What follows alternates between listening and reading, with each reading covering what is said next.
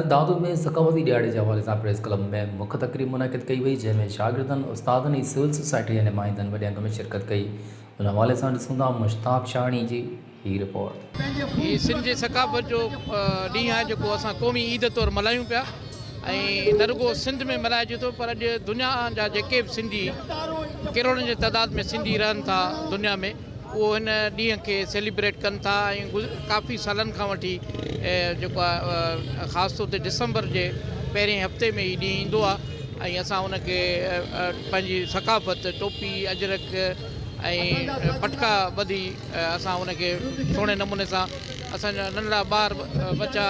सभु इनखे बहितरीन नमूने सां मल्हाईंदा आहिनि। अॼु सॼे मीडिया सिंधी मीडिया ऐं सिंध जे माण्हुनि पारां सकाफ़ती ॾियारो मल्हायो पियो वञे, जेको सॼी सिंध सां गॾु सॼे पाकिस्तान ऐं सॼी दुनिया में ही ॾियारो मल्हायो पियो वञे ऐं उनजो उनवान आहे इल्मु करायो त ऐं सिंध संवारियो जे उनवान सां ऐं सॼी सिंध में ही जेको हिते सॼी सिंध जा माण्हू हिते गॾु पिया थियनि मुख़्तलिफ़ जॻहियुनि ते जिते जुमरियूं हणणियूं आहिनि, पंहिंजो टोपी अजरक पाए ऐं घुमी रहिया आहिनि ऐं पंहिंजी सकाफ़त जेका आहे 5000 साल सकाफ़त मोहन जो दड़ो सकाफ़त के याद करे रहिया आहिनि। यकीनन अॼु पूरे दुनिया के अंदर सिंधी जेके भी आहिनि पंहिंजे सकाफ़ती ॾियारे के सेलिब्रेट करे रहिया आहिनि इन ईद जे वांगुरु। ऐं हिन दफ़े जेको सकाफ़ती ॾियारो आहे तइलीम जे हवाले सां मल्हायो पियो वञे, जेको यकीनन हिकिड़ी ख़ुशाइंदा ॻाल्हि आहे। बहसियत प्रोफेसर आउं सम्झां थो त सिंध ऐं सिंध जे नौजवाननि जे लाइ तइलीम इंतिहाई ज़रूरी आहे, छो त जेसिताईं सिंध ऐं सिंध के तालीम न मिलंदी असांजी तरक़ी न थींदी, असांजी मेरिट जी लताड़ थींदी रहंदी। जेसिताईं असीं पंहिंजे तइलीमी इदारनि जी वालकी न कंदासीं ऐं उनजे अंदरि जेके कमी पेश आहिनि उनजी निशानदेही न कंदासीं ऐं उनखे बहितर करण लाइ जेके क़दम आहिनि असांखे खणणा आहिनि। नहीं माशाल्लाह जो ॾींहुं में असांखे तमामु घणी ख़ुशी थी थिए